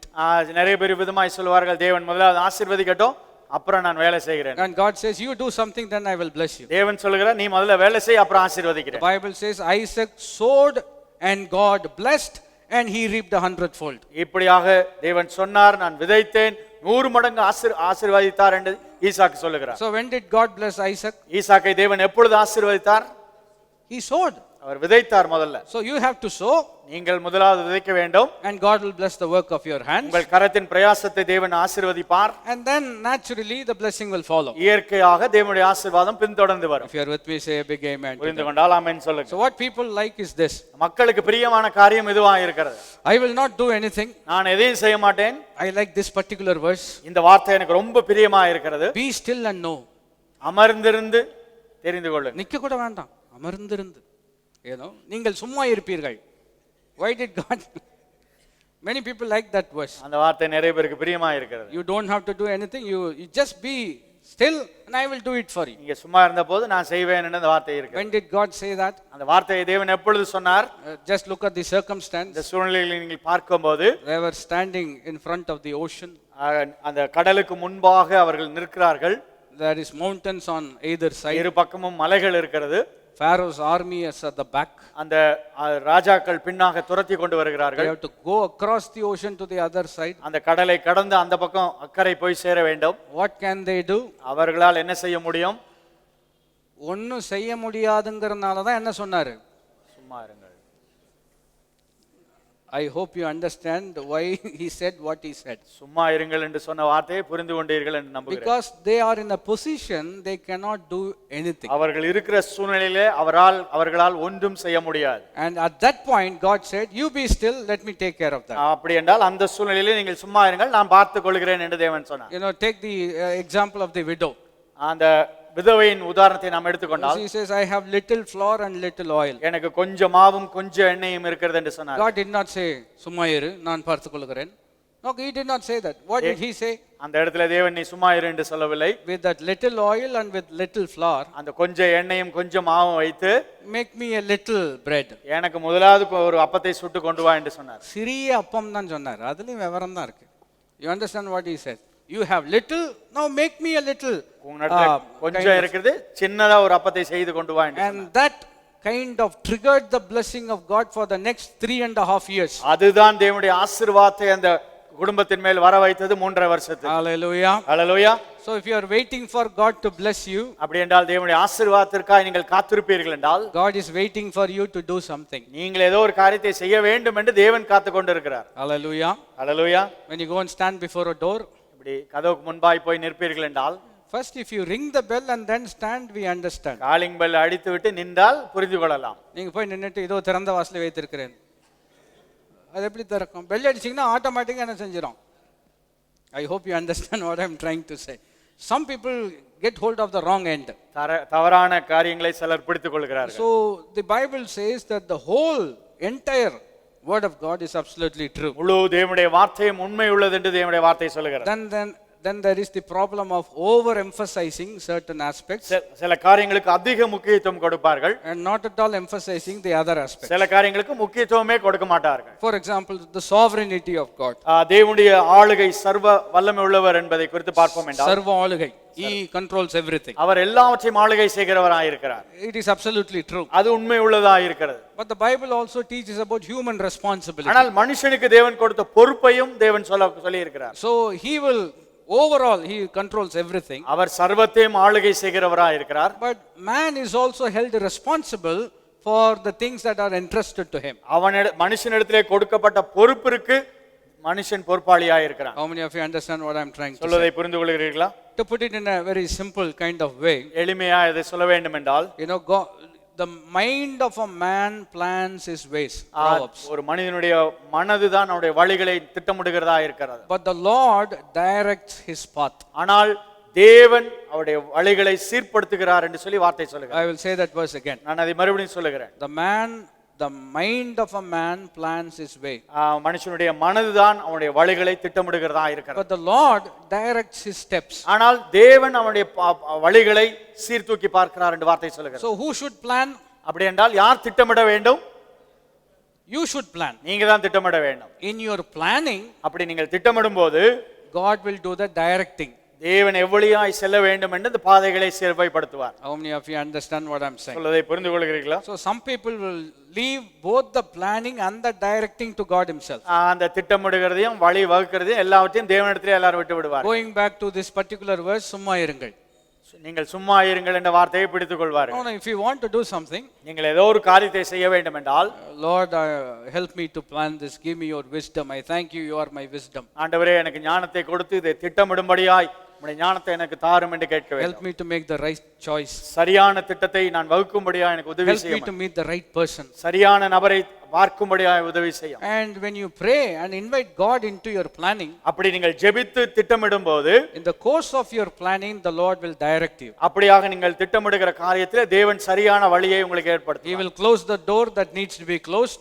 எந்த வழிகளை மூட வேண்டுமோ அந்த வழியை தேவன் மூடுவார். He will open the door that needs to be opened. எந்த வாசலை திறக்க வேண்டுமோ அந்த வாசலை தேவன் திறப்பார். Because it is a partnership between you and God. உங்களுக்கும் தேவனுக்கும் நடந்த ஒரு ஒப்பந்தமாய் அது இருக்கிறது. Hallelujah. Hallelujah. The Bible says we are partakers of the divine nature. தேவனுடைய காரியங்களுக்கு பங்குள்ளவர்களாய் இருக்கிறோம் என்று வார்த்தை சொல்லுகிறது. So there has to be a balance. அதுக்கு ரெண்டுக்கும் ஒரு சமநிலை நமக்கு அவசியமாக இருக்கிறது. You cannot leave it entirely to God. எல்லாவற்றையும் தேவனுடைய கரங்களிலே விட்டு விட முடியாது. Or you cannot take entire responsibility on your shoulder. இல்லாவிட்டால் எல்லா பொறுப்பையும் நீங்களே உங்கள் மேல் எடுத்துக்கொள்ளவும் முடியாது. That will also spoil and frustrate you. அதுவும் உங்களை கடினமாய் குழம்பி போக செய்கிறதா இருக்கிறது. We need to trust God and maintain a good balance. தேவனை நம்பி சரியான சமநிலையை நீங்கள் கொள்வது அவசியமாக இருக்கிறது. So we are standing here. நாங்கள் இங்கே நிற்கிறோம்.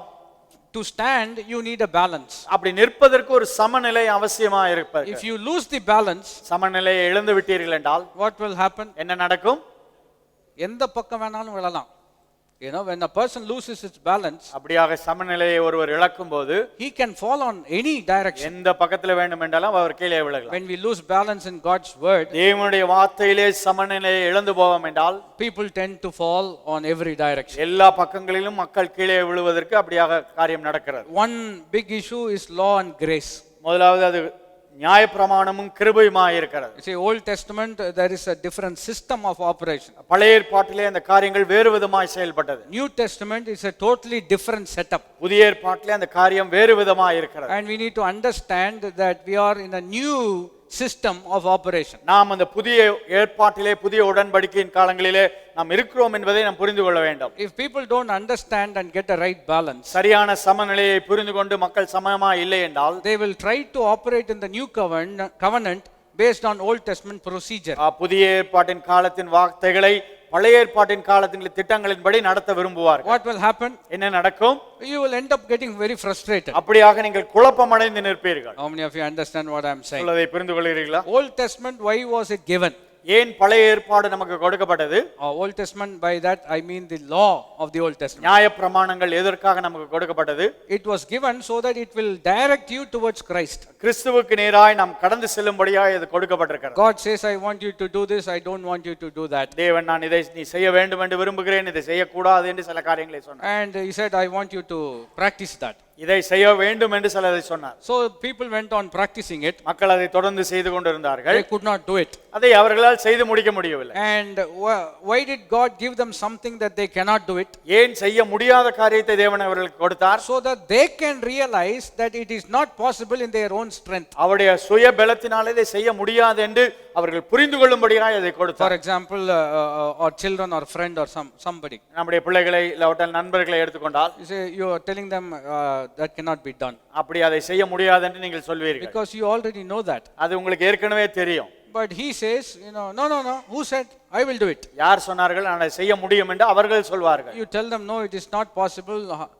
That it is not how it works, and you tell them all the advice that necessarily needs to be given. இப்படியாக அதை இப்படி செய்ய முடியாது, இப்படி செய்தால் நடக்காது என்று சொல்லி அவர்களுக்கு ஆலோசனை கொடுத்தாலும் அவர்கள் ஏற்றுக்கொள்வதில்லை. But they said no, we are going to try. நாங்கள் அதை செய்து முடிப்போம் என்று சொல்வார்கள். So what do?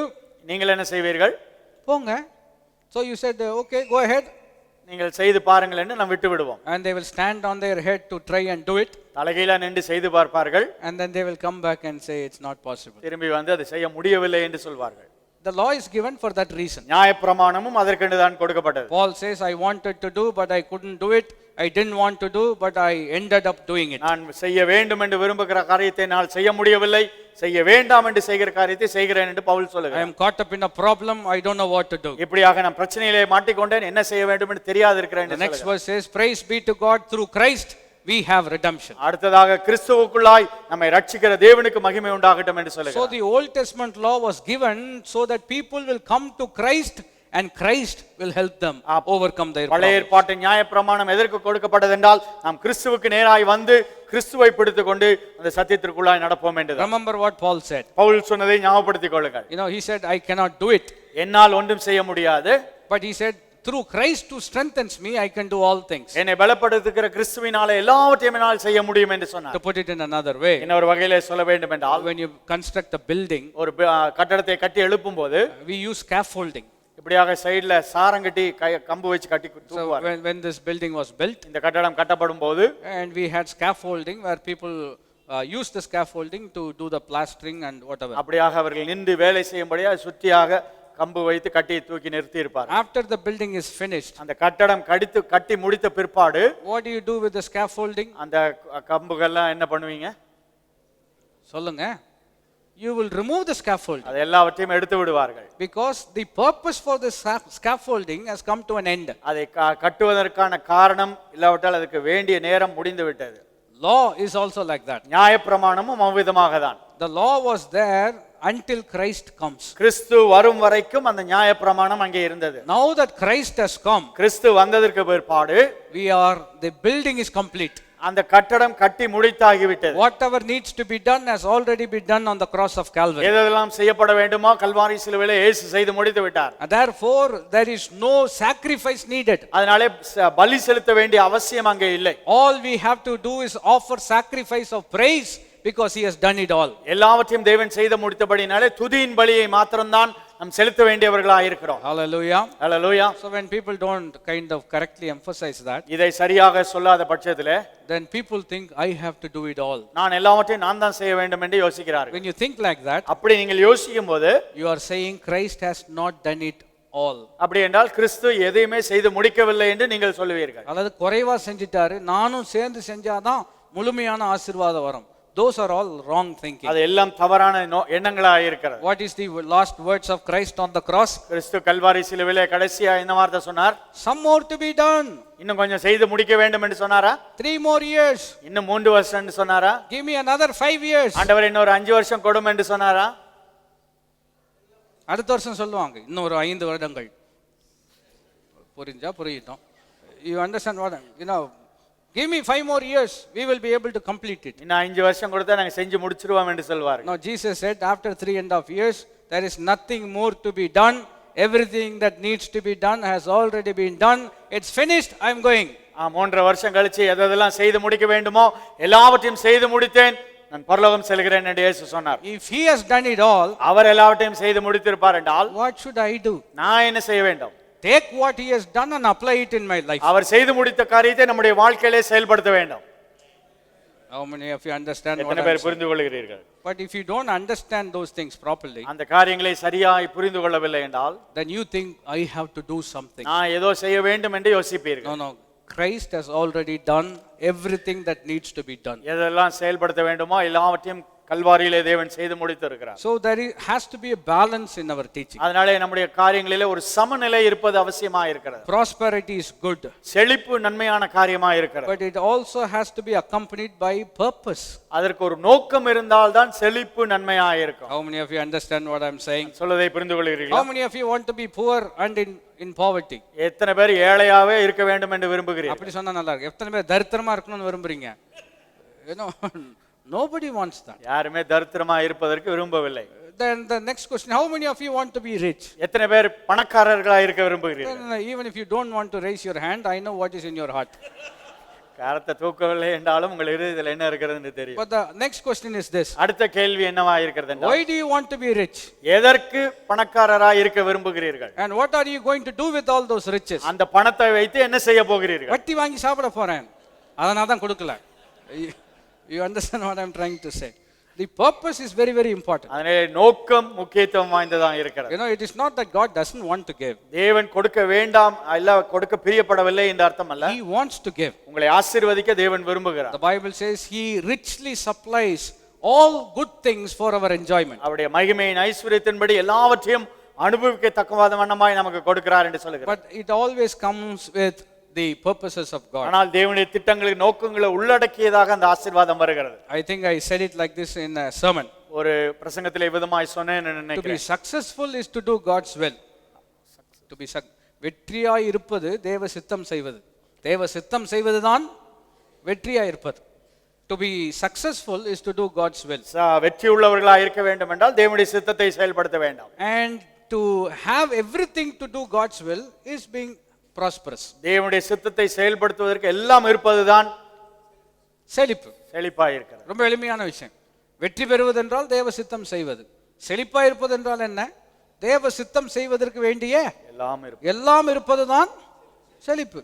How many of you want to be successful? எத்தனை பேர் வெற்றி உள்ளவர்களாக இருக்க வேண்டும்? We all want to be successful. How many of you want to be prosperous? எத்தனை பேர் ஐஸ்வரியவான்களாக இருக்க வேண்டும்?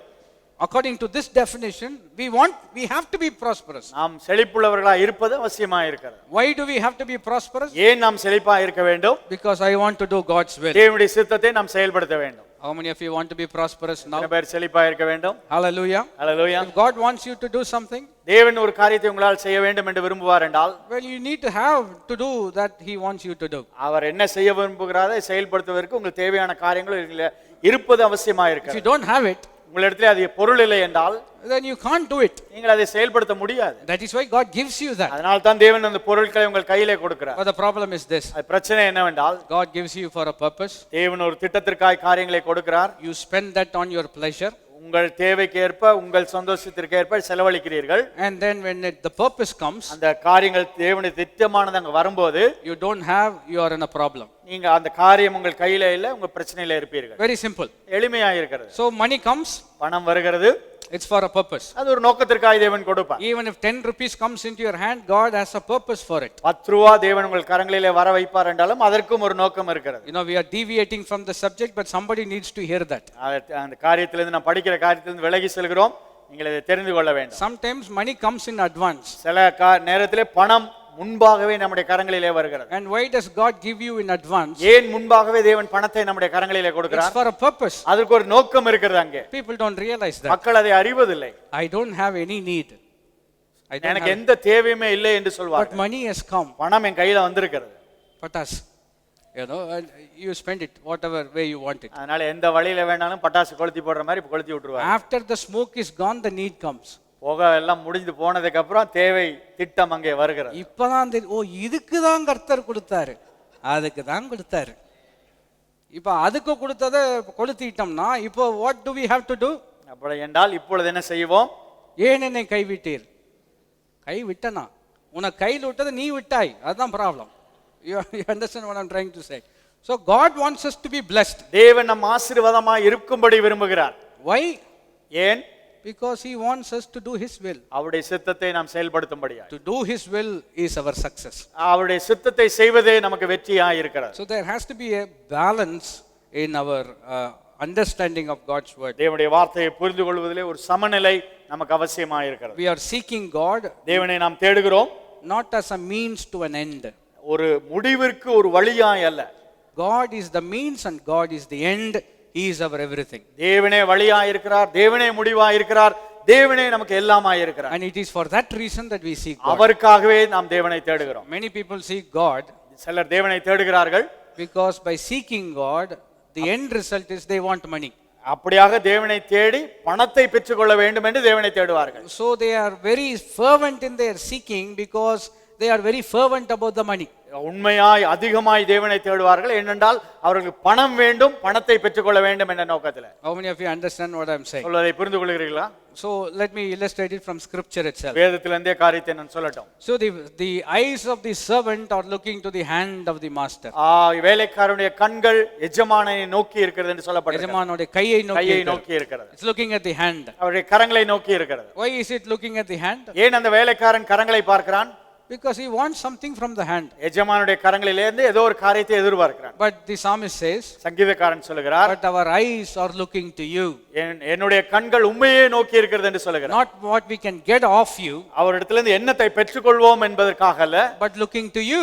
உம்மையே நோக்கி கொண்டிருக்கிறேன் என்று சொல்கிறார். Because all that you have belongs to us because we belong to you. ஏனென்றால் உம்மிடத்தில் இருக்கிறதெல்லாம் என்னுடையதா இருக்கிறது, நாங்கள் உம்முடையவர்களாக இருக்கிறோம். Hallelujah. Hallelujah. And that balance needs to be there always. அந்த சமநிலை நம்முடைய வாழ்க்கையில இருப்பது அவசியமாக இருக்கிறது. And the Bible says the entirety of your word is absolutely true. நம்முடைய வார்த்தையின் முழுமை சத்தியமாக இருக்கிறது என்று சொல்லப்பட்டிருக்கிறது. There is another part of scripture where the Bible says in 160 verse, every one of the righteous ordinance is everlasting. உம்முடைய நீதி நியாயங்கள் எல்லாம் நித்தியம் என்று அந்த 160ஆம் வசனத்தின் பிற்பகுதி சொல்லப்பட்டிருக்கிறது. We have only 5 minutes. It won't be just to touch on that subject for 5 minutes. 5 நிமிடம் தான் இருக்கிறது. 5 நிமிடத்திலே அதை சொல்லி முடிக்க முடியாது. Therefore we will just make a small review and then we will pray. நாம் சொன்ன காரியத்தை மறுபடியும் சொல்லி ஜெபிக்க போகிறோம். God and his word is truth. தேவனும் தேவனுடைய வார்த்தையும் சத்தியமாய் இருக்கிறது. Because both are one. ஏனென்றால் இரண்டும் ஒன்றாய் இருக்கிறது. The Bible says the entirety of your word is truth. தேவனுடைய வார்த்தையின் முழுமையே சத்தியமாய் இருக்கிறது. Therefore we cannot pick and choose, we have to take the whole. அதனால இங்க கொஞ்சம் அங்கே கொஞ்சம் வேண்டும் என்று எடுத்துக்கொள்ள முடியாது. முழு வார்த்தைகளையும் நாம் எடுத்துக்கொள்வது அவசியமாக We cannot overemphasize and underemphasize things. சில வார்த்தைக்கு அதிக முக்கியத்துவம் கொடுத்து சில வாக்குத்தங்களுக்கு கொஞ்சம் முக்கியத்துவம் கொடுக்க முடியாது. Everything is important. எல்லா முக்கியத்துவம் வாய்ந்த வார்த்தைகளாக இருக்கிறது. Because the Bible says I will teach you what is profitable. எது உனக்கு நன்மையோ அதை உனக்கு கற்றுக் கொடுப்பேன் என்று தேவன் சொல்கிறார். Whatever God says is always profitable. தேவன் எந்தெந்த காரியங்களை எல்லாம் சொல்லுகிறாரோ எல்லாம் நன்மையாக இருக்கிறது. The Bible says man shall not live by bread alone but by every word. தேவனுடைய வாயிலிருந்து புறப்படும் ஒவ்வொரு வார்த்தையினாலும் மனுஷன் பிழைப்பான் என்று சொல்லி வார்த்தை சொல்லுகிறார். And his word is absolutely true. அவருடைய வார்த்தை சத்தியமுள்ளதாக இருக்கிறது. God is powerful. தேவன் வல்லமையுள்ளவராய் இருக்கிறார். His word is powerful. அவருடைய வார்த்தை வல்லமையுள்ளதாக இருக்கிறது. We are born again by the word of God. தேவனுடைய வார்த்தையினாலே நாம் மறுபடியும் பிறந்திருக்கிறோம். Therefore we are also powerful. நாமும் வல்லமையுள்ளவர்களாக இருக்கிறோம். Because of the word of God in our hearts. ஏனென்றால் தேவனுடைய வார்த்தை நம்முடைய இதயத்திலே வைக்கப்பட்டிருக்கிறது. Hallelujah. Hallelujah. Let's all stand as we look to God. நாம் எழுந்திருந்து தேவனை நோக்கி பார்க்க போகிறோம். Hallelujah. Hallelujah. As eyes closed, let's look to God in prayer. எல்லா கண்களும் மூடி இருக்கிற ஜெபத்திலே தேவனை நோக்கி பார்க்க போகிறோம். Thank you Jesus. Lift your hands to give thanks to God. கரங்களை உயர்த்தி அப்படியே தேவனுக்கு நன்றி செலுத்துவோமா? Thank God for the word of God. தேவனுடைய வார்த்தைக்காய் தேவனுக்கு நன்றி செலுத்துவோம். Thank the Lord for he has written the word of God in the tablet of our hearts. நம்முடைய இருதய பலகையிலே தேவனுடைய வார்த்தையை அவர் எழுதி இருக்கிறபடினாலே தேவனுக்கு நன்றி செலுத்துங்கள். Thank the Holy Spirit that he is going to remind you at the right time. பரிசுத்த ஆவியானவருக்காய் நன்றி செலுத்துங்கள். சரியான நேரத்தில் அந்த வார்த்தைகளை உங்களுக்கு நினைப்பூட்டுவாராக. That he is going to lead us into all truth. சகல சத்தியத்திற்குள்ளாய் அவர் நம்மை நடத்துவாராக. The truth will set us free. அந்த சத்தியமானது நம்மை விடுதலையாக்குகிறதா இருக்கிறது. Because it is Son of God and God himself. அவர் தேவனாய் இருக்கிறார். அவரே நமக்குள்ளாய் வாசம் பண்ணுகிறார். Lift your hand to give thanks. கரங்களை உயர்த்தி அப்படியே நன்றி செலுத்துவோமா? வசனம் தியானிக்கையில் இதயமது ஆறுதலே காரிருளில் நடக்கையிலே தீபமாக வழி நடத்தும் காரிருளில் நடக்கையிலே தீபமாக வழி நடத்தும் திருக்கரத்தால் தாங்கி என்னை திரு சித்தம் போல் நடத்திடுமே தூயவன் கையில் களிமண்ணா அனுதினம் நீ வனைந்திடுவே தூய